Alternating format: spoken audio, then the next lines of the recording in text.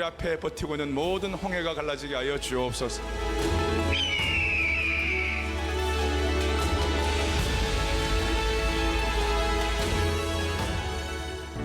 오늘도 조금 더 빨리 나왔습니다. 보고 싶어가지고. 주님도 아마 여러분들 얼마나 더 은혜 주시기를 기다리고 계시겠습니까? 아멘입니까? 자, 오늘 그런 마음으로 오늘 둘째 날인데 오늘도 그냥 돌아가는 분이 아무도 없기를 바랍니다. 전 세계에서 들어오시는 모든 분들 지금 1200여 교회가 함께 참여하고 있고, 저는 지금 20차 특세를 맞이하면서 어제 오늘 순서 좀 보세요. 보시면 어제 기도의 지팡이 말씀을 하고 기도하는 한 사람이 기도 없는 한 민족보다 강하다. 그리고 기도가 우리를 보호하는 줄로 확실합니다.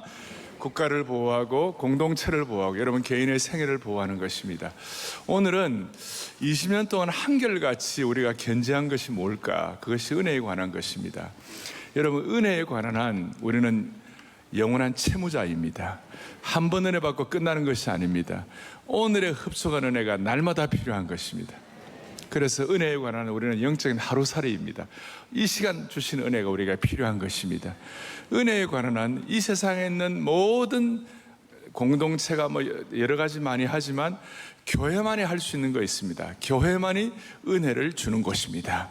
그리고 은혜 받은 사람들이 갖는 한결같은 20년 동안에 제가 여러분들하고 같이 늘 강조한 것이 뭐냐? 은혜 받은 사람들은 의존과 순종의 관계를 통하여 하나님의 무한하신 자원에 참여하는 것입니다.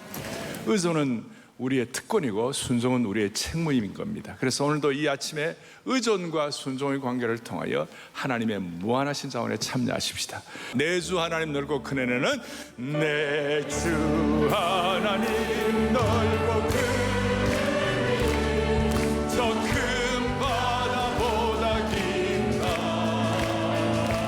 너보다 주를 은혜에 관한 안전 가운데 은혜 바다에 깊이 들어가는 거예요. 언덕을 떠나서 창파에 뱉기고 내 예수 은혜의 바다로 내 감동처. 다시 한번 내 주 하나님 넓고 큰 은혜는 내 주 하나님 넓고 큰 작은 바다보다 긴가. 너보다 주를 은혜의 바다에 들어가는 것. 할렐루야 할렐루야. 언덕을 떠나서 창파에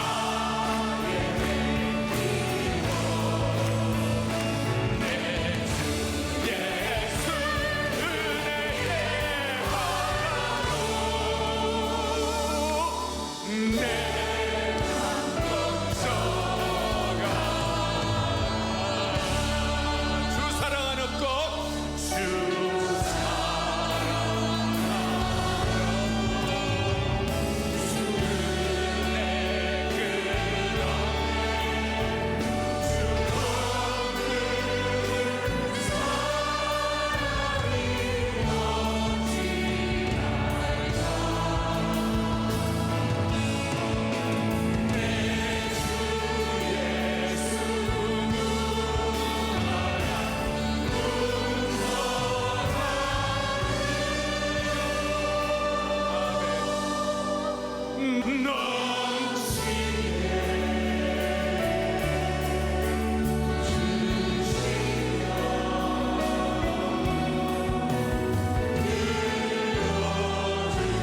최고의 기도입니다. 주 예수의 은혜를 내려주사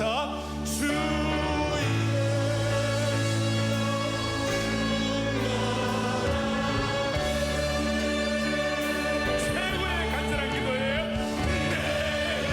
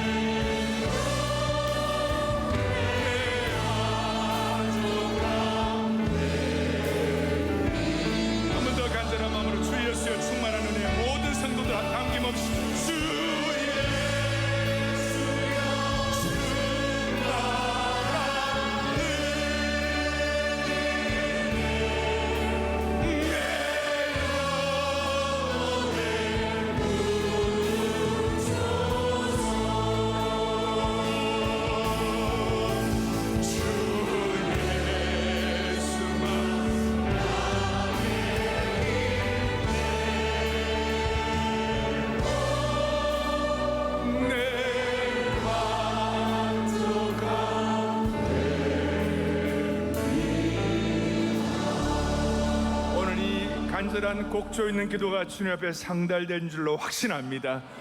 이 특세의 자리에 불러주신 주님을 찬양합니다. 이렇게 나올 수 있는 환경 주시고 건강 주시고 믿음 주시고 특별히 은혜 주신 주님을 찬양합니다. 아버지 하나님, 우리는 하나님의 은혜에 관한 영원한 채무자입니다. 너무나 은혜를 받기 위하여 우리가 사모하고 우리가 마음이 가난합니다. 주여, 아무도 그냥 돌려보내지 말아 주옵소서.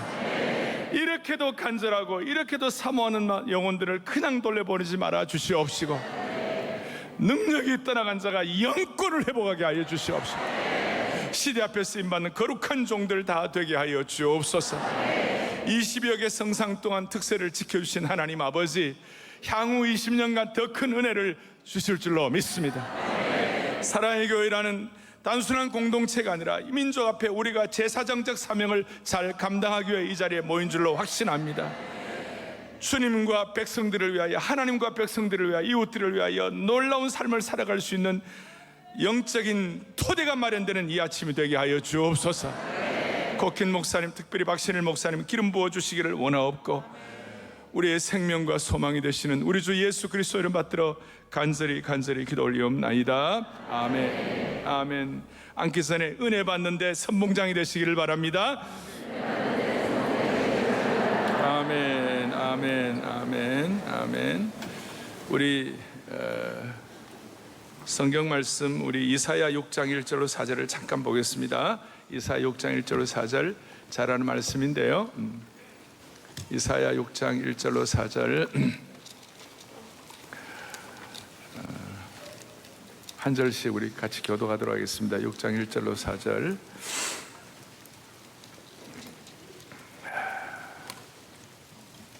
우시야 왕이 죽던 해에 내가 본즉 주께서 높이 들린 보좌에 앉으셨는데 그의 옷자락은 성전에 가득하였고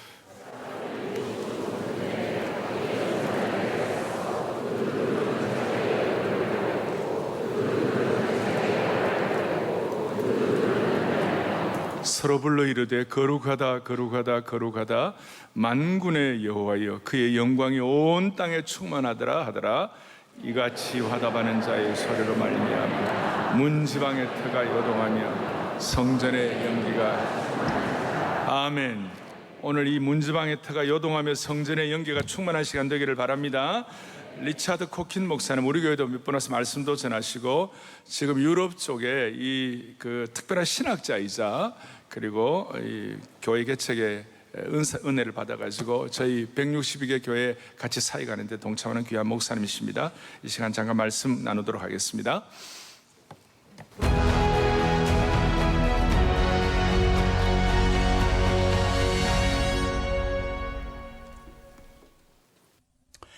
안녕하세요. Warm greetings from Dundonald Church, Rains Park in London, to my dear brothers and sisters at Sarang Church in Seoul, and with special thanks to Senior Pastor O for his very great kindness in inviting me to share God's word with you. I count it a great honour and a privilege to do so. Like you at Sarang Church, here at Dundonald Church and across our co-mission church planting network in London, we are committed to evangelism, church planting and cross-cultural mission. But evangelism is hard because Western culture is increasingly hostile to God's word, especially on matters of gender and sexuality. Church planting is slow in London because many think Christians are bigoted and some think that we're dangerous.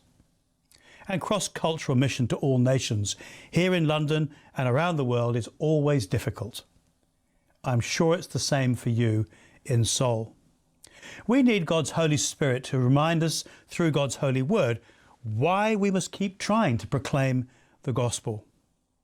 In Isaiah 6, we learn that mission begins with God.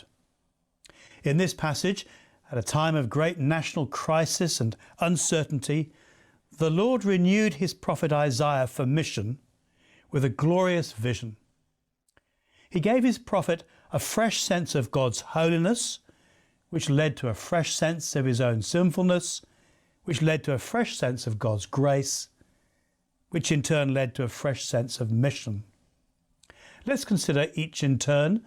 The first is the longest. Firstly, a fresh sense of God's holiness. This is in verses 1 to 4. In verse 1 we read, "In the year that King Uzziah died, I saw the Lord." The year was 740 BC.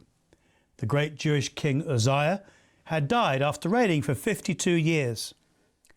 Like here in London, after the recent death of Her late Majesty the Queen Elizabeth II, it was the end of an era. The people of Israel must have felt anxious about the future. But God wanted them to hear that unless they turned from their sin to trust in Him, He would have to judge their wickedness. God wanted to encourage Isaiah to preach His gospel of judgment to come, but salvation from that wrath. And so in the Temple of Jerusalem, Isaiah was given this glorious vision of God to experience for himself and to proclaim to the people, a vision of the King of Kings. Verse 1, He is seated on a throne. This King rules the universe with absolute and unqualified power. He's not struggling, He's not worrying, and He's certainly not sleeping. He rules in total sovereignty over all people, nations, and history. And He is glorious. It says He is high and exalted, that is, lifted up in majestic splendour. And He's huge. We read, the train of His robe filled the temple. In this vision, the holy place, 30 metres high, is too small for this great emperor, as our universe of 1 trillion galaxies is far too small for the living God. And He is worshipped by a vast army of terrifying angels. Verse 2. Above Him were seraphs. Literally, this means burning ones, inflamed with the holiness of God, in whose presence they dwell night and day. We read, each with 6 wings. With 2 they covered their faces, with 2 they covered their feet, and with 2 they were flying. These creatures reverently hide their faces from God's consuming holiness, for no one may see God and live, and no one stares at the Lord. They covered their feet, signifying shame in the presence of pure holiness. And with 2 they were flying, ready to obey God's will. And this vast congregation of worshippers cannot stay silent before the overwhelming beauty and glory of the Lord. For as a crowd in a soccer stadium must celebrate its sporting heroes, this crowd erupts with praise for our God. Verse 3, they were calling to one another, Holy, holy, holy is the Lord Almighty. The whole earth is full of His glory. Those privileged to live in the presence of Almighty God find Him breathtakingly magnificent. Holy, holy, holy means the holiest, unique in gracious goodness, whose glory fills the earth as a waterfall fills a small cup. We see glimpses of this weightiness in raging oceans, snow-capped mountains, teeming cities, wind-swept ice caps, sweltering jungles and star-studded skies. Anything which makes us stop talking and say, wow. And their praise is not restrained. We read, at the sound of their voices, the doorposts and thresholds shook. Now, I was in the London Stadium for the Olympic Games in 2012 and in the Principality Stadium in Cardiff to hear Coldplay. And the crowd was deafening, but not so loud that the foundations of the building were shaking like an earthquake. And we read the temple was filled with smoke, as the smoke from the altars formed a Shekinah cloud to protect Isaiah from the awesome, destructive holiness of God, who is, as Hebrews tells us, a consuming fire. But this is not just a vision from the past. For when we get to the end of the Bible, in Revelation chapter 4, we find the massed crowds of heaven are still singing this song. Holy, holy, holy is the Lord God Almighty, who was and is to come. For truly the glory of the Lord is inexhaustibly wonderful, and no one ever gets tired of praising God when you see what he's like. Even more amazing, in John chapter 12, verse 41, John quotes from this vision and declares, Isaiah said this because he saw Jesus' glory. This is the glory from which Jesus came, when God the Son came to earth to be born in a stable and to die on a cross, and it's the glory to which he has now returned in heaven. So the first stage in renewing Isaiah and renewing us for mission is to grasp something of how holy, how awesomely holy God is, how frightening to disobey him, but how wonderful to join the crowds roaring his praises with endless joy. Being confronted with the awesome holiness of God, Isaiah is now ready for the second stage of his renewal. He's overcome by, secondly, a fresh sense of our sinfulness. A fresh sense of our sinfulness. This is in verse 5. Beholding such beautiful holiness, Isaiah is engulfed by a chilling fear. Verse 5. Woe to me, I cried. I'm ruined. He cries out in horror as he realizes that he deserves eternal condemnation. For to arrive in the presence of the living God is like arriving naked on the surface of the sun. His life is like the rubble of a house blown up by a bomb. He has nothing, he is nothing to impress the living God. Indeed, however great we think we are, however great other people tell us we are, however wealthy or powerful or senior we feel, even if we're a famous prophet of God like Isaiah himself, before the living God, we are but ruined rubble, deserving only the conscious torment of everlasting exclusion in hell. Isaiah cries out, I am a man of unclean lips. He knows he cannot serve as a prophet because his words are corrupted by the filthiness of his sinful heart. And he can't get help from anyone else because he says, I live amongst a people of unclean lips. We're all unclean. For Jesus said, it's out of a person's heart that evil thoughts come. Sexual immorality, theft, murder, adultery, greed, malice, deceit, lewdness, envy, slander, arrogance and folly. All these evils come from the inside and make a person unclean. Mark 7. Like Isaiah, we cannot proclaim the gospel of God because our mouths are corrupted by the sinfulness, the filthiness of our hearts. Only now is Isaiah ready, then thirdly, for a fresh sense of God's grace.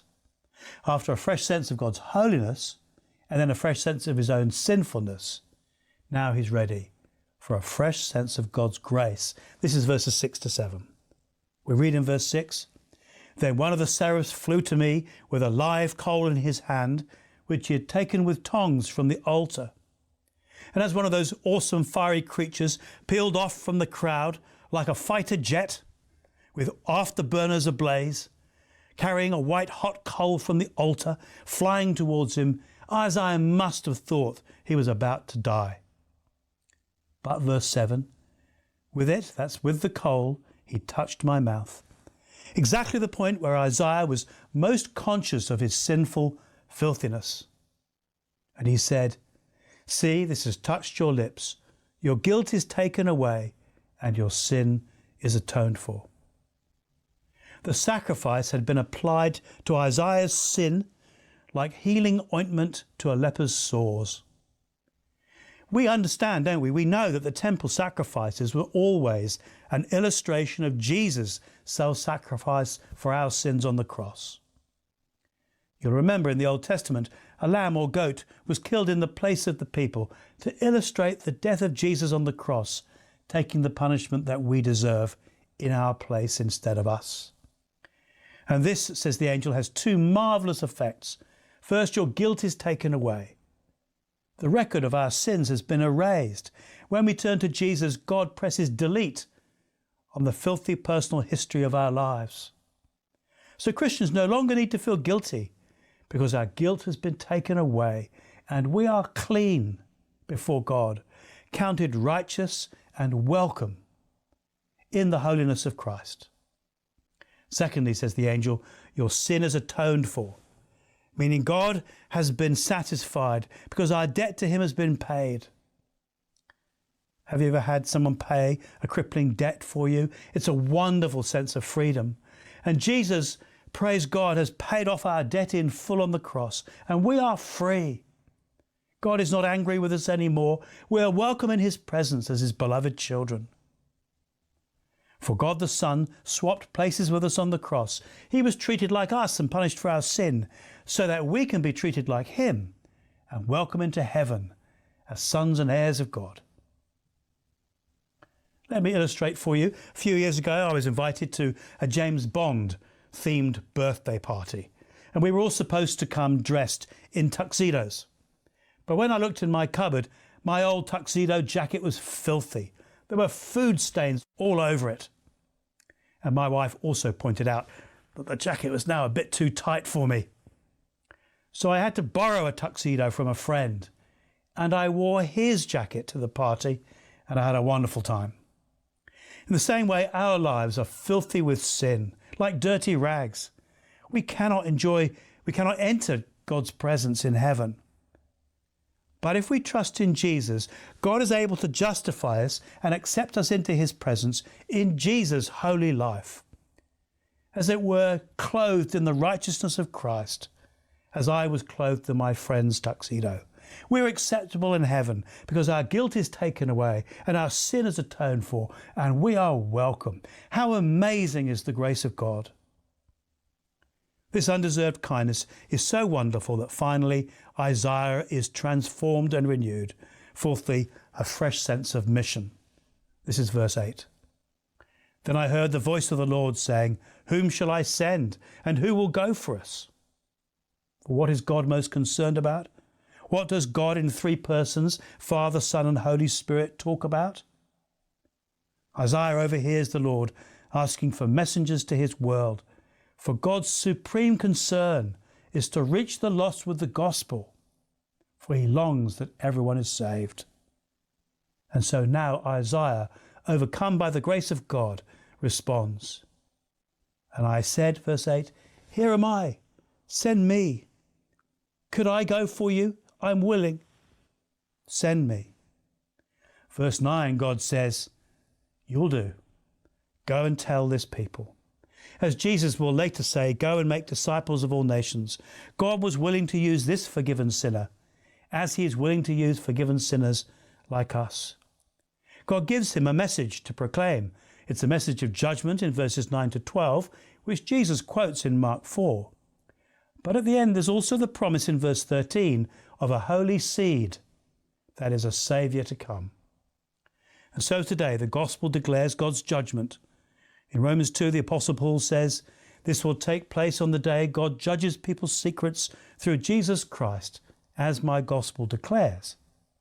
But then in Romans 8 declares, there is now no condemnation for those who are in Christ Jesus. There is a Saviour from the wrath to come, and his name is Jesus, and the world needs to know. So do you now see the four stages in Isaiah's commissioning? You see, if we're tempted to ignore Christ's great commission to make disciples, if we're weary of evangelizing our friends and colleagues, afraid of supporting a church plant, apathetic about cross-cultural mission, this is what we will need. We will need a fresh sense of God's grace. But that only comes from a fresh sense of our sinfulness. And that only comes from a fresh sense of God's holiness. Do you see? Mission begins with God. When we see how holy God is, then we will realize how sinful we are. And then we will realize how amazing is his grace. And then we'll be ready to volunteer. Here am I. Send me. Let us pray that we will be renewed by this word, as Isaiah was renewed in his time. Chukbok Hamnida. 이제 다 함께 사무엘하 6장 12절로 15절을 다 같이 보겠습니다. 사무엘하 6장 12절로 15절을 보겠습니다. 사무엘하 6장 12절로 15절 또박또박 같이 보겠습니다. 사무엘하 6장 12절 15절 우리 같이 교독하겠습니다. 어떤 사람이 다윗 왕에게 아뢰어 이르되 여호와께서 하나님의 궤로 말미암아 오벳 에돔의 집과 그의 모든 소유에 복을 주셨다 한지라 다윗이 가서 하나님의 궤를 기쁨으로 메고 오벳 에돔의 집에서 다윗 성으로 올라갈새 13절 여호와의 궤를 맨 사람들이 6걸음을 가며 다윗이 소와 살찐 송아지로 다윗이 여호와 앞에서 힘을 다하여 춤을 추는데 그때 다윗이 배 에봇을 입었더라. 15절 다 함께 다윗과 온 이스라엘이 즐거이 환호하며 나팔을 불고 여호와의 궤를 메어 오니라. 아멘. 이제 우리 사랑하는 박신일 목사님 나오셔가지고 휘장 없는 장막, 오늘 제가 같이 들어오면서 올라오면서 목사님 특세 몇 번 왔어요? 여러 번 왔습니다. 그래. 자, 여러 번 와서 말씀을 전해주시고 그때마다 우리에게 큰 축복이 되었습니다. 우리 박신일 목사님 보내주신 하나님께 감사의 박수 드리며 맞이하겠습니다.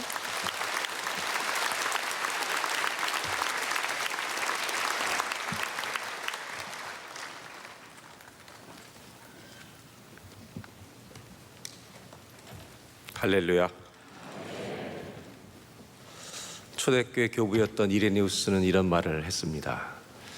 말씀이 충만하여 살아있는 한 인간은 그 자체가 하나님의 영광이다. 새벽에 모두 오셨는데 우리가 더 주님 닮아가려고 오신 줄로 믿습니다. 옆에 분들에게 이런 축복의 인사를 했으면 좋겠습니다. 오늘도 이번 주간도 평생토록 하나님의 영광의 도구가 되시길 바랍니다. 옆에 사람한테 하나님의 영광의 도구가 되시길 바랍니다.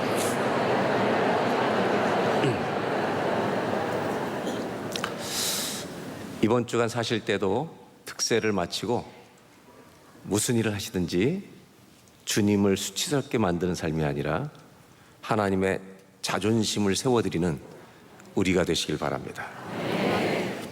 오늘 본문 6장은 사무엘하 6장은 다윗이 하나님의 언약궤를 법궤를 메고 오는 그 영광스러운 행진 속에 신나게 춤을 추는 장면의 본문을 보았습니다. 이 언약궤를 옮겨오는 과정은 그렇게 쉽게 이루어진 것이 아닙니다. 조금 이따 보겠지만 오늘 6장 1절 2절은 어떤 내용에서 시작되냐면 다윗이 왕이 된 후에 예루살렘 시온성에 하나님의 언약궤를 모셔오고 싶은 마음에서 또 시작됩니다. 언약궤는 하나님의 임재와 동행의 상징입니다. 오늘 마침 거긴 목사님이 얘기해 주신 것처럼 하나님의 존전 앞에 서면 죄인은 죽는 것입니다. 그 영광을 보는 순간 화로다 내가 망하게 되었도다. 이사야의 고백이 하나님의 거룩하심을 아는 자는 다 그렇게 고백할 수밖에 없다는 사실입니다. 언약궤는 두 가지 굉장히 중요한 의미가 있습니다. 첫째는 하나님의 초월적인 능력입니다. 그분 앞에 함부로 나가면 죽습니다. 또 한 가지는 그 언약궤를 주심으로 그 초월적인 주님이 우리와 동행하고 임재하신다는 사실입니다. 기독교인들이 두 가지의 균형을 가지고 있어야 합니다. 하나님에 대한 경외, 그리고 주님과 친밀하게 교제하는 동행. 이 두 가지의 균형을 잘 가지고 사는 우리 모두가 되시길 바랍니다. 안타깝게도 사울 왕 시절에는 언약궤를 잊어버리고 살았습니다. 그 말은 하나님의 임재를 잊어버린 채 많은 백성들이 살아왔다는 것입니다. 다윗이 왕이 된 후에 그 하나님을 자기 왕국에 있는 성으로 모셔오고 싶었던 그 마음으로 이 언약궤는 이동이 시작됩니다. 한번 사무엘하 6장 3절 4절을 우리 다 같이 함께 보도록 하겠습니다. 두 절인데요, 함께 봉독합니다. 시작.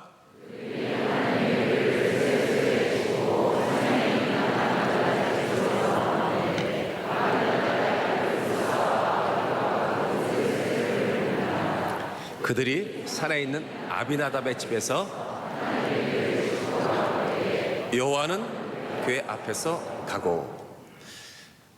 사울 왕이 통치하던 때, 사울 왕이 살아있을 동안은 언약궤가 어디 있었냐면 기럇 여아림이란 도시에 제사장 아비나답의 집에 있었습니다. 오늘 나오는 언약궤를 옮기는 과정에서 나오는 두 사람의 이름이 있는데 우사와 아요. 그 중에 아요는 앞에서 끌고 우사는 뒤에서, 언약궤 뒤에서 쫓아갑니다. 우사의 죽음을 이해하기 위해서는 먼저 아셔야 될 게 있는데, 우사와 아요는 제사장의 아들들이었습니다. 즉 우사는 제사장이었습니다. 제사장들이 언약궤를 끌고 가고 있는 중이었습니다. 그런데 앞에서 끌고 우사는 뒤에서 쫓아가는데 문제가 생깁니다. 6장 6절로 8절인데 제가 봉독해 드리겠습니다. 그들이 나곤의 타작마당에 이르러서는 소들이 뛰므로 우사가 손을 들어 하나님의 궤를 붙들었더니, 7절, 여호와 하나님이 우사가 잘못함으로 말미암아 진노하사 그를 그곳에서 치시니 그가 거기 하나님의 궤 곁에서 죽으니라. 8절입니다. 다 같이 읽어볼까요? 여호와께서 우사를 치심으로 다윗이 분하여 그곳을 베레스 우사라 부르니 그 이름이 오늘까지 이르니라. 언약궤가 떨어질까봐 우사가 붙든 순간 하나님이 그의 잘못으로 인하여 치셨다고 말하고요, 역대상에는 그의 몸을 찢어서 죽이셨다고 말씀하고 있습니다. 너무나 당황스러운 본문입니다. 이걸 보면서 우리가 먼저 생각해야 될 것은 하나님을 주의하시라는 것입니다. 하나님을 조심하시기 바랍니다. 옆 사람한테 경고하세요. 하나님을 조심하시기 바랍니다. 기독교 신앙은 하나님 앞에, 존전 앞에 서는 길은 어떤 사람에게는 죽음을 가져올 수 있고 어떤 사람에게는 춤을 추게 할 수 있다는 말입니다. 하나님 앞에서 어떤 이는, 우사는 죽임을 당하고 다윗은 춤을 춥니다. 법궤는 나를 죽게 하는 계기도 될 수 있고 다윗처럼 춤을 추게 하는 계기도 될 수 있습니다. 하나님 앞에서 말이라는 말입니다. 언약궤가 흔들리자 손을 뻗어서 그 궤를 붙잡았던 행동, 그것 때문에 우사는 죽습니다. 우리의 딜레마는 뭐냐면, 이게 그렇게 나쁜 짓인가? 이게 그렇게 나쁜 행동인가? 여기 의문이 있기 때문에 딜레마가 있습니다. 우리 모두도 마찬가지였을 거예요. 만약 언약궤가 떨어지려고 했다면 우리도 붙잡았을 것입니다. 맞죠? 그거 안 붙잡으면 정신 나간 사람입니다. 우리도 붙잡았을 텐데 왜 하나님은 잘못했다 그러시고 그를 쳐 죽이셨는가? 심지어 몸을 찢어서 죽였다고 말씀하시는가? 심각한 메시지가 이 안에 감춰져 있습니다. 이 말씀을 근본적으로 잘 이해하시려면 본질적 질문이 필요합니다. 여러분의 상식으로 대답하셔야 돼요. 원래 언약궤는 어떻게 날라야 하는 것입니까? 어깨에 메고. 왜 주님은 언약궤를 어깨에 매게 하셨을까요? 우리 주님은 어깨에 매게 함으로 하나님의 임재와 하나님의 그 놀라운 은혜를 인격적인 관계 속에 친밀하게 누리면서 메고 가도록 하셨습니다. 주님은 인격적 관계 속에서 우리와 만나기를 원하십니다. 술에 맸다는 것은 비인격적인 관계로 하나님을 대하는 이방인들의 방식입니다. 조금 더 현대인 우리의 시대로 얘기하면, 여러분 차를 타고 주님을 모시는데 옆자리에 모시지 않는 것입니다. 주님 트렁크로 가시죠. 트렁크 문을 꽉 닫고 아무 말도 하지 마시고 나한테 복만 주시면 됩니다. 이것이 우사의 행동입니다. 우사의 죽음은 하나님의 경고였습니다. 오래전부터 이미 서서히 죽어가고 있었던, 그의 신앙 안에는 죽은 행위들만, 종교만 가득했는데 찬양, 믿음, 경배의 영은 이미 내면에서 죽은 지, 질식사한 지 오래됐습니다. 하나님의 경고입니다. 가짜 믿음은 내 앞에서 다 죽는다. 진짜 많이 납니다. 함부로 오지 마라. 우사의 죽음은, 이런 많은 숙제를 남긴 이 죽음은 우리에게 정확한 메시지를 주고 있습니다. 중요한 메시지를 주고 있습니다. 이 결론을 얘기하기 전에 웃사가 살아있던 감각은 뭐였겠습니까? 하나님에 대해서는 죽어 있었는데 그는 돈에 대해서는 살아있었을 것입니다. 오감이 살아있었을 것입니다. 내 자녀가 잘 되는 거 다 살아있었을 것입니다. 예배는 그런 것들이 살아나는 게 아닙니다. 주님에 대한 감각이 살아나는 것입니다. 웃사의 죽음은 불신앙의 죽음이고 종교의 죽음이고 내 형식의 죽음이고 내 껍데기의 죽음입니다. 가짜의 죽음입니다. 오늘 이 성전 안에 새벽 제단에 기도할 때 가짜들은 다 죽길 바라고 내 안에 주님 사랑하는 진짜만이 살아나는 예배가 되길 바랍니다. 내 안에 웃사가 살아나는 게 아니라 다윗이 살아나길 바랍니다. 종교라는 커튼이, 종교라는 휘장이 주님과 우리 사이를 가로막고 있습니다.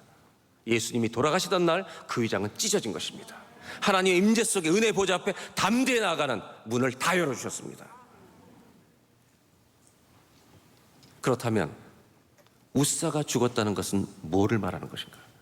왜 죽는 거예요, 웃사가? 한 가지를 정확히 말하고 있습니다. 한번 따라 하실까요? 우리 하나님은 살아계십니다. 그분이 살아계신 하나님이기 때문에 가짜는 죽는 것입니다. 한 번만 또 따라 하실까요? 우리 하나님은 시퍼렇게 살아계십니다. 옆에 사람한테 두 눈 똑바로 뜨고 하나님은 시퍼렇게 살아계십니다 한번 인사하시기 바랍니다.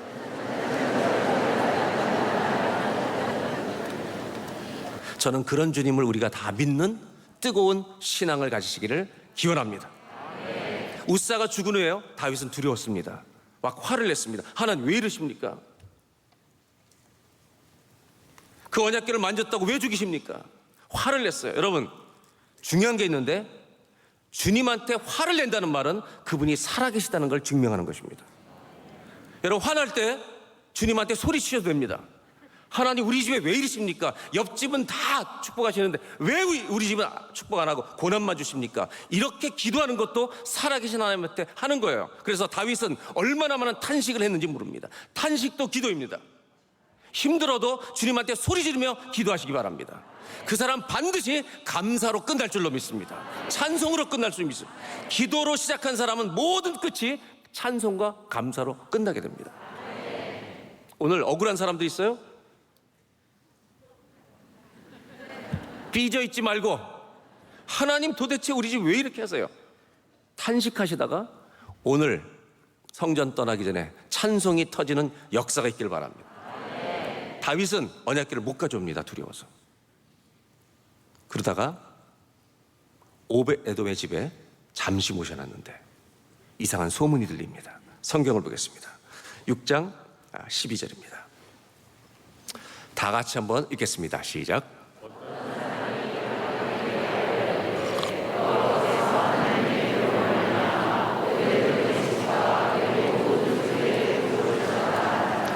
두려워서 안 가지고 왔는데 오벳에돔의 집에 잠깐 모셨는데 그 집에 주님이 폭포수 같은 애를 부어주시는 거예요.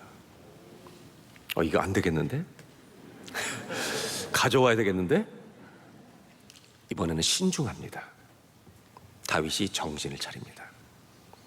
술에 싣고 오는 게 아니구나.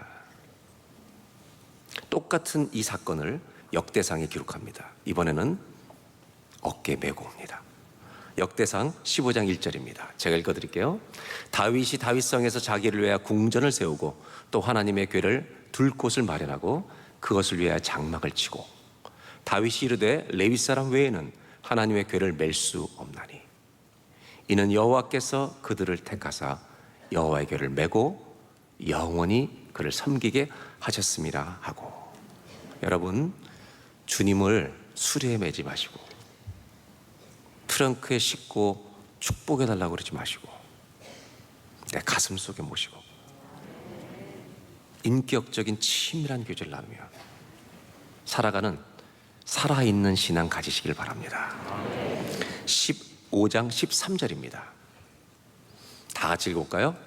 전에는 너희가 매지 아니하였으므로 우리 하나님 여호와께서 우리를 찢으셨으니 이는 우리가 규례대로 그에게 구하지. 하나님의 말씀입니다. 해석하고 있습니다. 웃사가 왜 죽었냐? 매지 않았기 때문에. 하나님을 트렁크에 모시고 다니는 모든 사람은 영적으로 죽은 자들입니다. 그래서 신조가에 메고 오기 시작합니다. 드디어 언약궤가 다윗성으로 들어오는데 오늘 읽었던 말씀처럼 다윗은 신나게 춤을 추기 시작합니다. 왕인데 아랑곳하지 않고 춤을 춥니다.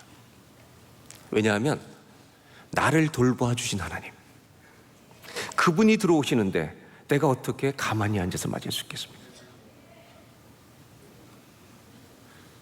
춤을 못 춰도 뛸 수는 있습니다. 웃사와 다른 점은 이것입니다. 다윗은 춤을 추면서 주님을 모셔드립니다. 내 인생의 사망의 골짜기에서 목자가 되어주신 주님, 그분을 조용히 받아들일 수가 없었습니다. 울고 웃으면서 주님과 동행했던 시절이 기억났습니다. 저와 여러분 안에 주님을 환영하는 춤이 있길 바랍니다. 오늘 기도하실 때 주님 오늘 이 성전에 좌정하십시오. 우리 인생에 오십시오. 우리 가정에 오십시오. 제가 춤을 추겠나이다. 제가 성경을 보면서 깜짝깜짝 놀라는 게 뭐냐면, 내가 지쳐서 주님의 이름을 부를 수 없을 때 주님이 어떻게 하실까? 주님은 우리 가정에 신방 오시더라는 겁니다. 우리 가정에 오실 줄로 믿습니다. 아멘. 다윗은 하나님 앞에 점점 다가가는 겁니다. 그분의 신비와 영광 앞에 더 다가갑니다. 춤을 추면서 모셔드립니다. 그때 언약궤가 들어올 때 다윗이 썼던 시편이 24편입니다. 그 중에 8절로 10절을 우리가 다윗이 되어서 한번 읽어보겠습니다. 어떻게 읽냐면 큰 목소리로, 여성분들은 남편을 야단칠 때의 목소리로, 근데 분만 빼고 기쁨으로, 우리 8절로부터 10절 시편 24편을 다 같이 큰 목소리로, 주님이 들어오십니다. 다 같이 한번 읽겠습니다. 시작. 영광의 왕이 누구시냐? 강하고 능한 여호와시여, 전쟁에 능한 여호와시여. 문들아 너희 머리를 들지어다. 영원한 문들아 들릴지어다. 영광의 왕이 들어가시리로다. 영광의 왕이 누구시냐? 만군의 여호와께서 곧 영광의 왕이시로다. 아멘. 아멘. 다윗은요, 이 고백을 안 할 수가 없어서 터져 나온 겁니다.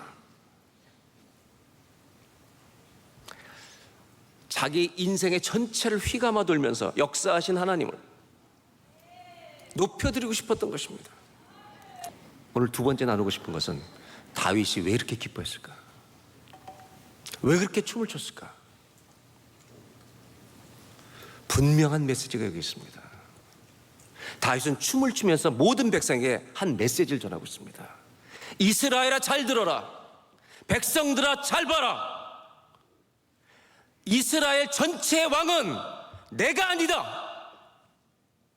이 나라를 통치하는 분은 다윗 왕이 아니라 만군의 여호와 하나님이 이 나라의 왕이시니라. 저는 대한민국의 주님이 왕이 되시길 바랍니다.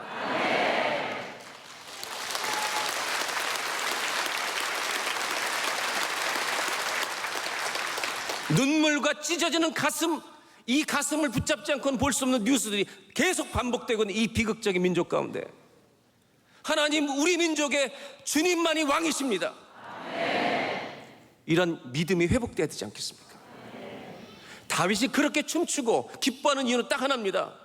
이스라엘 백성 잘 봐, 잘 들어. 내가 왕인데도 이렇게 춤을 추는 이유는 진짜 왕이 들어오시기 때문이다. 누가 왕인 것입니까? 지가 왕인 사람이 너무 많아요. 집에서 자식이 왕인 집이 너무 많아요. 오늘 그 왕들은 다 죽어야 돼요.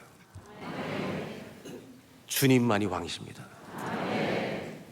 웃사가 죽었다는 것은 하나님이 살아계신다는 걸 선포했다면, 다윗이 왕인데, 그 신분이 높은 왕인데 춤을 마구 췄다는 것은 경거망동한 것처럼 보이게 그가 한 가지를 그대로 전하고 있다는 것입니다. 이 나라의 왕은 다윗이 아니라 하나님이시다. 두 번째 메시지가 있습니다. 한번 따라 하실까요? 하나님만이 만왕의 왕이십니다.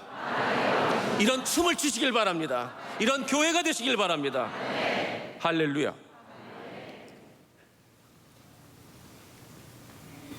저는 마지막으로 미갈 얘기를 하려고 합니다. 미갈에게는 하나님과 자기 사이를 가로막는 커튼, 휘장이 있었습니다. 이것은요, 냉소주의입니다. 하나님 앞에 냉소적인 것입니다. 그래서 뜨겁게 예배하는 자가 꼴보기 싫은 겁니다. 우리 하나님은 그렇게 예배할 자가 아니에요. 삐져 있습니다.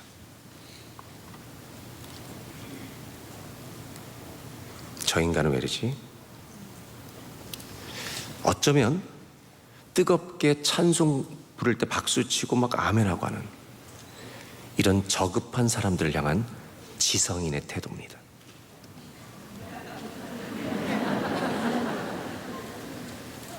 공부를 많이 한 사람이 왜들 저러지? 우리 예수님도 십자가에 달려 돌아가실 때 주여 주여 왜 나를 버리시나이까 탄식하며 소리치십니다. 미갈의 냉소적 태도는 아버지를 죽이신 하나님에 대한 원망입니다. 볼꼴 사납게 무식한 자처럼 예배하는 뜨거운 자들 향한 조롱입니다. 이 커튼은 찢어져야 합니다. 부르짖어야 할 때가 있습니다. 일어나서 뛰어야 할 때가 있습니다. 뛰지 못합니다. 하나님에 대한 이 모든 원망과 섭섭함은 오늘 새벽에 찢어지시길 바랍니다.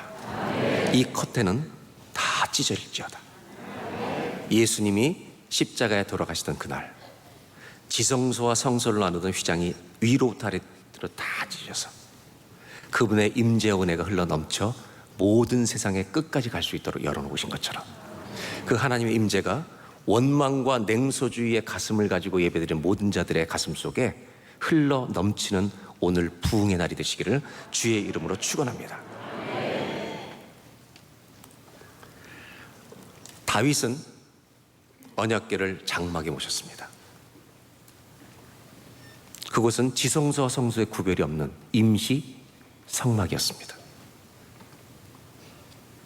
성소와 지성소를 구분하지 않은 채 그냥 임시로 모셔놓은 겁니다. 그런데 사도행전에 보면 15장에 주님은 그 다윗같이 드리던 예배를 그리워하십니다.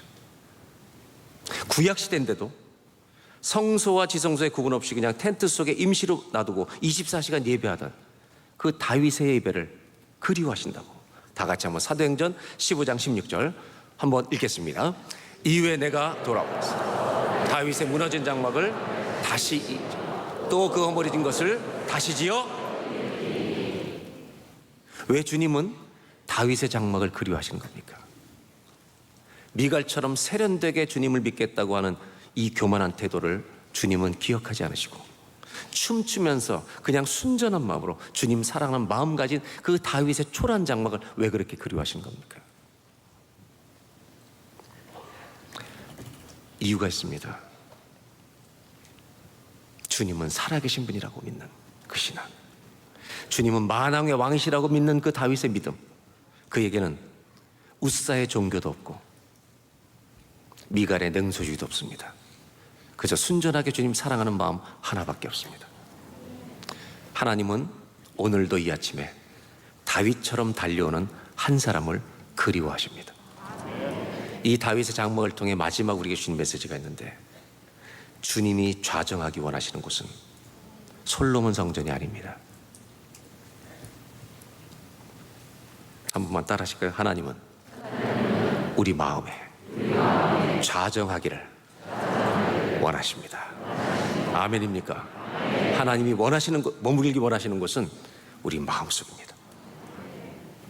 저와 여러분의 오늘 새벽의 심령이 주님을 모셨던 다윗의 장막이 되시기를 주의 이름으로 축원합니다. 시편 아까 읽었던 24편 찬양을 좀 부르려고 해요. 준비되셨습니까? 이 찬양을 부를 때 문들아 머리들지어다. 그런데 어떻게 부르냐면 문들아 머리들지어다가 왕께 만세가 나오잖아요. 그때 하나님 우리 이 예배당의 왕으로 오십시오. 대한민국의 민족의 이 한가운데 왕으로 오십시오. 우리 가정의 왕으로 오십시오. 특별히 미갈처럼 원망과 분노가 있던 분들, 그분들이 일어나서 찬송하시길 바라고. 그리고 하나님 정말 우리 집의 왕으로 오늘 오시는 걸 환영합니다. 고난이 있지만 만왕의 왕이십니다. 그런 분들은 일어나서 예배하시길 바라는데, 물론 이것을 여러분들이 기억하실 거라고 저는 기대하진 않습니다. 왕께 만세할 때 어떻게 하자고요? 다 일어나서 다 찬양하고 한번 기도하겠습니다. 다 같이 한번 찬양팀 해주실까요?